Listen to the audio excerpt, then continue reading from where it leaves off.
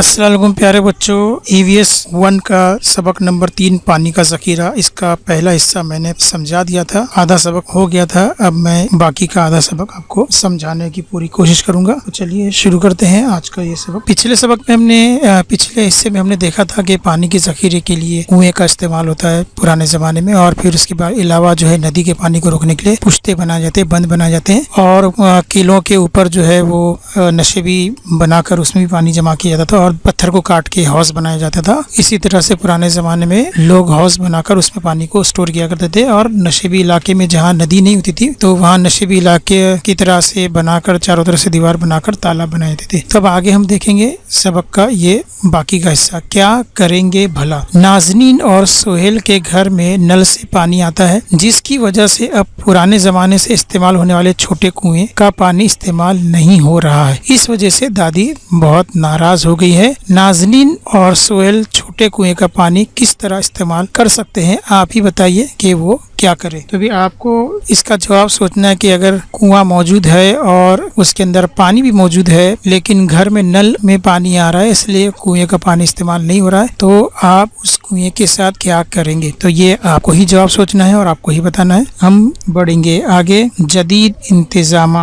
इंतजाम में हम देखेंगे कि आज किस तरह से पानी को स्टोर किया जाता है। तो सबसे पहला तरीका है बंद, जो मैंने बताया था पुश्ते, वो छोटी सी दीवार उठाकर नदी के पानी को रोका जाता है। और ये बंद जो है ये बहुत बड़ी नदी, जो वसी नदी होती है, बहुत ज्यादा बड़ी नदी होती है, उसके पानी को रोकने के लिए एक बहुत बड़ी दीवार बनाई जाती है, उसको कहते हैं बंद, या इंग्लिश में हम कहेंगे डैम।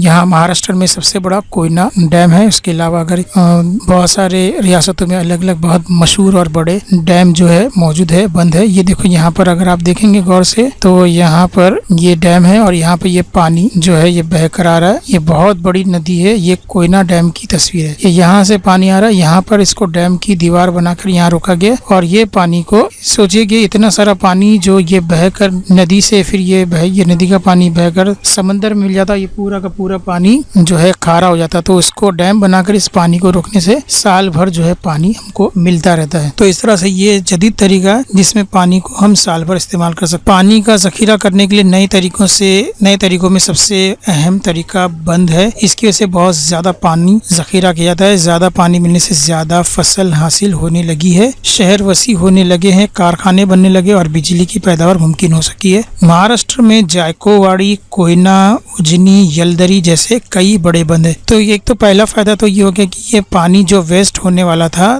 समंदर में जाके, तो ये पानी हमारा ज़ख़ीरा हो गया। दूसरी चीज के इस पानी को जब ऊपर से नीचे गिराया जाता है तो पानी के गिरने की जो रफ्तार होती है बहुत तेज होती है और बहुत ही ताकत होती है इसके अंदर। तो उस पानी को गिरने की जो ताकत है, उस ताकत से जो है बिजली पैदा की जाती है। जो आज हम शहरों में बिजली देख रहे हैं वो इन बंद की वजह से ही जो है, इस पानी के गिरने की वजह से ही जो है, बहुत बड़े बड़े यहाँ पहिए लगे थे, जो बहुत पंखे बड़े बड़े लगे थे, वो जो घूमते हैं उससे इलेक्ट्रिक पैदा होती है और उस इलेक्ट्रिक को स्टोर किया जाता है और फिर शहरों में इस बिजली को पहुंचाया जाता है। तो सिर्फ पानी का मसला नहीं बल्कि बिजली का मसला भी हमारा इस बंद बनाने से हल हो रहा है। तो महाराष्ट्र के मशहूर है जायकोवाड़ी, कोयना, उजनी और यलदरी, ये बड़े बड़े बंद है जो महाराष्ट्र में मौजूद है। ये बंद असल में कहाँ वाक़ है, ये तलाश करने के लिए अपनी दरसी किताब में दिए हुए रियासत के तबई नक्शे का मुताला कीजिए। आपको नक्शे में जो है ये बंद कहाँ कहाँ बने हुए उसकी आपको साइन बनी होगी और वहाँ से आप उसको पहचान सकते हैं। ठीक है। अब दूसरा तरीका है बोरवेल। ये भी बहुत सारे गांव में पाया जाता है। जमीन का पानी इस्तेमाल करने के लिए बड़े कुएं या छोटे कुएं खोदे जाते थे, लेकिन इस तरह ज्यादा गहराई में पाए जाने वाला पानी इस्तेमाल नहीं किया जा सकता था। इस तो क्या किया गया, बिजली का इस्तेमाल शुरू होने के बाद से बिजली की मदद से चलने वाले पंप के जरिए बहुत ज्यादा गहराई में पाया जाने वाला पानी भी निकालना मुमकिन हो गया। इसलिए बोरवेल खोदे जाने लगे। ये बहुत गहरे होते हैं लेकिन इनका मुहित बहुत कम होता है। तो बोरवेल जो है एक तरह का पंप है जिसमें जो है बिजली के जरिए जो है पानी को खींचकर नीचे से ऊपर लाया जाता है। तो बहुत ज्यादा खुदाई की जरूरत नहीं, जैसे कुएं और बड़े कुएं और छोटे कुएं खोदने के लिए जितनी ज्यादा मिट्टी निकाली देती, बहुत उसका जो है मुहित बड़ा होता था, तो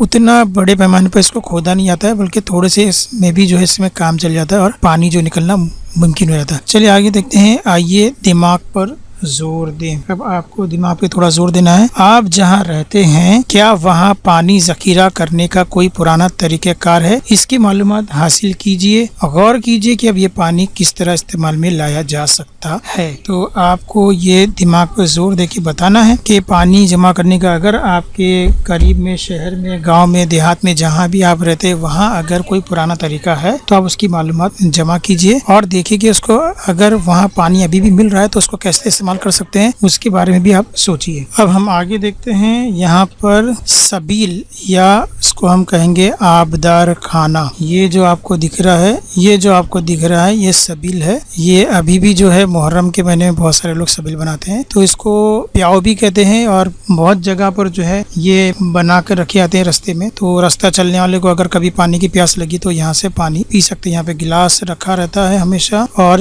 रंजन में पानी भरा रहता है, साफ पानी रोजाना भर के रखा जाता है ताकि आने जाने वालों को कभी प्यास महसूस हो तो सबील के जरिए जो है वो पानी पीकर अपनी प्यास बुझा सकते हैं। तो ये बड़े बड़े रंजन या मटके में रखे जाते हैं, इसको सबील कहते हैं। पानी मुहैया कराने के कोई पैसे नहीं लिए जाते। कई लोग या तंजीमें अपने तौर पर सबील का इंतजाम करते हैं। तो बहुत सारे जो NGOs होते हैं वो लोग क्या करते हैं कि ये फ्री में पानी जो है लोगों को पहुंचाते हैं सवाब के हिसाब से, नेकी कमाने के हिसाब से। तो कई लोगों को पीने का पानी यहाँ से मिल जाता है। खास करके मौसम गर्मा में, तपती धूप में अगर कोई कहीं से भी इसको पानी नहीं मिल रहा है तो ये सबील के जरिए वो अपनी प्यास बुझा सकता है और इसका कोई पैसा नहीं लिया जाता है, फ्री में रहता है। क्या आप जानते हैं, अब यहाँ पर आपसे सवाल है, क्या आप जानते हैं? अगर नहीं जानते तो सुन लीजिए। छत्रपति शिवाजी महाराज ने किले तामीर करने के लिए दर्ज झेल हिदायतें जारी की थी। ये हिदायतें बड़ी काम की थी, तो सुन लीजिए। पानी की मौजूदगी देख कर ही किला तामीर किया जाए, यानी जहाँ पानी मौजूद हो वहीं पर किला तामीर करे। पानी अगर मौजूद नहीं है या बहुत दूर है तो ऐसी जगह किला तामीर करने का कोई मतलब नहीं। ये शिवाजी महाराज के जो है हिदायतें थी। अगर वहाँ पानी ना हो और किला बनाना जरूरी हो तो चट्टाने तोड़कर तालाब बनाया जाए। किले पर चश्मा भी है, किसी तरह इसका पानी जरूरत पूरी कर देगा, ये सोचकर मुतमईन ना हो। यानी कि अगर हम सोचेंगे किले के ऊपर जो चश्मा बना है उसमें पानी वगैरह है तो हमारा इंतजाम होगा, या नहीं, बल्कि चट्टाने तोड़कर तालाब बनाया जाए ताकि बाकी अगर कभी पानी की कमी महसूस हो तो वहाँ से उसको इस्तेमाल किया जाए। इसके लिए इस जगह पानी के जखीरे के लिए 2-4 तालाब तामीर करें। इनका पानी खत्म न होने दें। किले का पानी बहुत एहतियात से इस्तेमाल करें। तो ये अच्छी तरह शिवाजी महाराज को पता था कि जब जंग होती है तो उस वक्त किले में जितना भी खाने का सामान और हथियार, औजार, ये सारी चीजें, तो उसके साथ पानी भी बहुत अहम कड़ी है। तो पानी किले में रहे और भरपूर मिकदार में मिलता रहे और उसको एहतियात से इस्तेमाल करे। ये जो है किला तामीर करने से पहले शिवाजी महाराज जो है उसकी हिदायतें जारी करते थे, ये हिदायतें। अब हम देखेंगे हमने क्या सीखा। अभी हमने सबक पढ़े इतना। अब इस सबक में पहला हिस्सा और दूसरा हिस्सा पढ़ने के बाद हमको क्या समझ में आया ये हम देखेंगे। सबसे पहली मुद्दे की बात ये, पानी जखीरा करने के रिवायती तरीके यानी पुराने तरीके जो थे, कुएं और तालाब और हौज, तो ये सारे पुराने तरीके, छोटे कुएं, बड़े कुएं, तो ये रिवायती तरीके को हमने जाना। उसके बाद है दूसरा जो है नंबर 2 पे जो है वो है पानी जखीरा करने के मौजूदा तरीके। बंद हमने बताए, बंद है, बोरवेल है और सबील है, ये सब नए तरीके हैं। और इसी तरह तीसरे नंबर पे आता है पानी का किफायत शारी से इस्तेमाल करना। तो ये 3 खास चीजें हमने सीखी है, जिसमें सबसे अहम है पानी को जखीरा करना, और इसके अलावा चाहे वो पुराने तरीके से हो चाहे नए तरीके से हो, पानी का जखीरा किया जाए और उसके बाद जो पानी जमा है उसका इस्तेमाल किफायत शारी से किया जाए। किफायत शारी से इस्तेमाल करने के बारे में मैंने पहले पार्ट में बहुत तफसील से बताया, वो आप लोग जरूर देखना। पानी कुदरती दौलत है, इसका इस्तेमाल तमाम जानदार करते हैं। हमें इसका ख्याल रखकर पानी इस्तेमाल करना चाहिए, क्योंकि ये सिर्फ इंसानों की जरूरत नहीं बल्कि चरिंद परिंद, जानवर, कीड़े मकोड़े, हर एक जितने भी जानदार है सबको पानी लगता ही है। हमको सुबह उठने से लेकर रात में सोने तक और रात में सोने से लेकर सुबह उठने तक पूरे दिन में हम पानी का कई बार इस्तेमाल करते हैं। और इसी तरह से जानवरों को भी पानी पीने के लिए लगता है, उनको भी जो है पानी की जरूरत होती है। तो इन सब चीजों के लिए पानी सबसे अहम है, इसलिए हमें इसको किफायत शारी से इस्तेमाल करना चाहिए। इसको बहाना, मतलब अगर पानी को हम बहा रहे हैं तो हम